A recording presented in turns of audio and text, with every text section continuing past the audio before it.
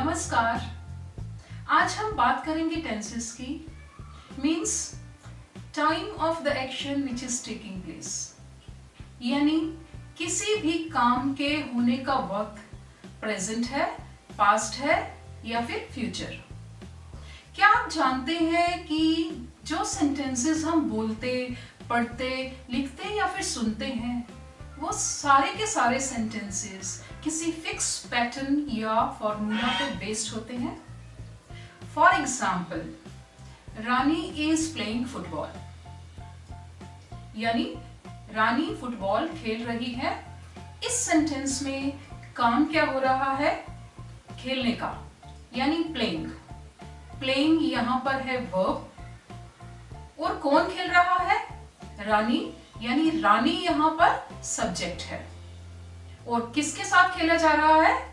That is football, यानी football यहाँ पर एक ऑब्जेक्ट है और इज है हेल्पिंग वर्ब। तो इस तरह से इस सेंटेंस का पैटर्न बना, subject plus helping verb plus object. और हमारा सेंटेंस है रानी इज प्लेइंग फुटबॉल। ये एक प्रेजेंट टेंस का सेंटेंस है, और अगर इस सेंटेंस में मैं हेल्पिंग वर्ब को यानी इस को हटाकर वॉज कर दूं, तो सेंटेंस बन जाता है पास्ट टेंस का, यानी Rani was playing football, Rani football खेल रही थी। और अगर मैं वॉज को हटाकर विल भी कर दूं, तो ये सेंटेंस चेंज हो जाता है फ्यूचर टेंस में, यानी रानी विल बी प्लेइंग फुटबॉल, यानी रानी फुटबॉल खेल रही होगी। और अगर मैं विल बी और प्लेइंग को हटाकर हैज प्लेड कर दूं, तो अगेन इस सेंटेंस का टेंस चेंज हो जाएगा। अब हमारे सामने हैं 4 सेंटेंसेस, और ये चारों के चारों सेंटेंसेस अलग अलग टेंसेस को बिलोंग करते हैं। और एक के बाद दूसरे टेंस में चेंज करने के लिए मैंने इन सेंटेंसेस में या तो हेल्पिंग वर्ब या फिर वर्ब को ही चेंज किया। सब्जेक्ट और ऑब्जेक्ट में कोई चेंज नहीं किया। मेरे कहने का मतलब ये है कि किसी भी सेंटेंस के टेंस को चेंज करने के लिए हेल्पिंग वर्ब और वर्ब एक इम्पॉर्टेंट रोल प्ले करते हैं। टोटल टेंसेस हैं 12, और इन सभी टेंसेस में कुछ एक के अलावा बाकी सभी के सभी रूल्स हेल्पिंग वर्ब्स और वर्ब्स पर ही बेस्ड है। तो फिर मुश्किल क्या है?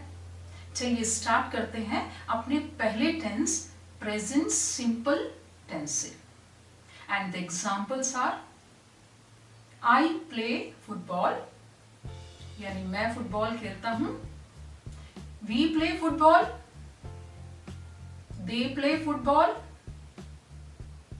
you play, but she plays football. He plays football. The child plays. तो नोट करिए rule number 1, use of verb की first form plus use of S या ES with third person singular numbers, यानी ही, शी, इट के साथ verb की first form के साथ हम एस या ईएस लगाते हैं, जैसे इन सेंटेंसेस में मैंने प्ले के साथ एस लगाया। और दूसरी बात, इन सभी सेंटेंसेस में हेल्पिंग वर्ब का इस्तेमाल नहीं हुआ है, यानी subject plus verb plus object. कहने का मतलब ये है कि पॉजिटिव सेंटेंसेस में हेल्पिंग वर्ब का इस्तेमाल नहीं किया जाता है। तो रूल नंबर 2 नोट कीजिए, no helping verb in positive sentences. Positive sentences means हाँ वाले सेंटेंसेस, जिन्हें एफर्मेटिव सेंटेंस भी कहा जाता है। और जब इन सेंटेंसेस को हम नेगेटिव में चेंज करते हैं, तो हेल्पिंग वर्ब डू और डस का इस्तेमाल किया जाता है। तो rule number 3 is use of does with third person singular number, और बाकी सबके साथ डू लगाया जाता है। And the example is I do not या don't play football. We don't play football, they don't, you don't, but she doesn't play football. he doesn't play football, the child doesn't play। तो he, she, it के साथ does का इस्तेमाल। और एक और चीज जो यहाँ याद रखनी है, वर्ब की फर्स्ट फॉर्म के साथ s या es नेगेटिव सेंटेंसेस में नहीं लगाना है। यानी नेगेटिव सेंटेंसेस में जब हम डस लगाते हैं तो वर्ब की फर्स्ट फॉर्म के साथ s या es का इस्तेमाल नहीं करना है। और ये मैंने एक्सपीरियंस किया है कि इस रूल के रिगार्डिंग फ्रीक्वेंटली मिस्टेक्स हो जाती हैं। जैसे she doesn't plays हो जाता है, she does not goes हो जाता है। तो ध्यान रखिए, he, she, it के साथ does लगाते हुए वर्ब की फर्स्ट फॉर्म के साथ s या es नहीं लगाना है। इन द सेम वे जब इन्हीं सेंटेंसेस को हम एज क्वेश्चन फॉर्म करते हैं, यानी इंटेरोगेटिव सेंटेंसेस में चेंज करते हैं, तो डू और डस यानी हेल्पिंग वर्ब को सब्जेक्ट से पहले लगाया जाता है। As do you play football, do they play, and does she play football, does he play, and does the child play football. और लास्ट में ऑफ कोर्स क्वेश्चन मार्क लगाना है। इन द सेम वे जब इन interrogative sentences को interrogative negative में form करेंगे तो सेंटेंस कुछ इस तरह से बनेगा, do you not play football. अब इंटेरोगेटिव नेगेटिव सेंटेंसेस में डू के साथ नॉट इकट्ठा नहीं लगाना है। यानी do you then not then play and then football, do you not play football. इसी तरह से do they not play football, and does she not play, does he not play, and does the child not play. तो इस तरह से present simple tense में positive sentences में verb की फर्स्ट फॉर्म लगानी है और थर्ड पर्सन सिंगुलर नंबर्स के साथ हमने s या es जोड़कर सेंटेंस बनाना है। नेगेटिव सेंटेंसेस में हेल्पिंग वर्ब डू और डस का इस्तेमाल करना है। डस हम यूज करेंगे ही, शी और इट के साथ, और बाकी सब के साथ डू लगाना है।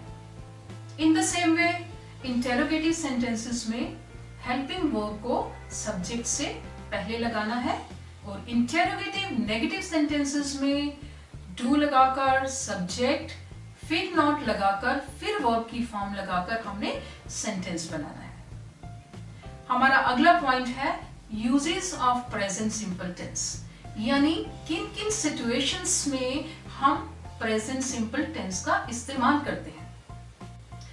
Number 1, while talking about the actions which take place on regular basis, यानी वो एक्शंस जो हम अपने रूटीन वर्क में करते हैं या फिर अक्सर करते हैं।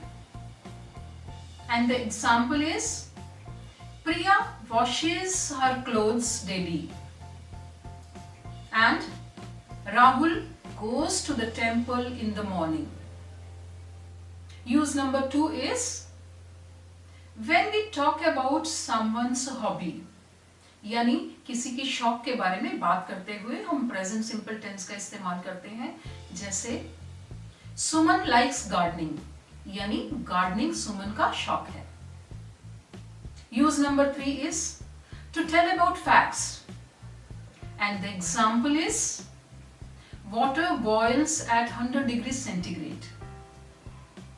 And use number 4 is to tell about universal truths, यानी वो फैक्ट्स जो यूनिवर्सली एक्सेप्टेड हैं, यानी जिनके बारे में दो राय नहीं है।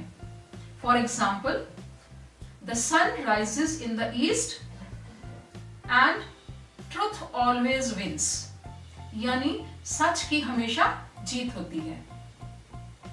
In the same way use number 5 is to express fixed arrangements for present and future time, यानी कुछ ऐसे काम जो प्रेजेंट के लिए या फिर फ्यूचर के लिए ऑलरेडी फिक्स्ड हैं।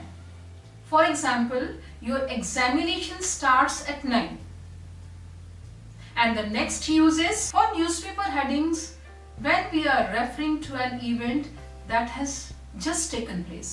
And the example is, the Prime Minister arrives in Sumatra and old woman climbs Everest.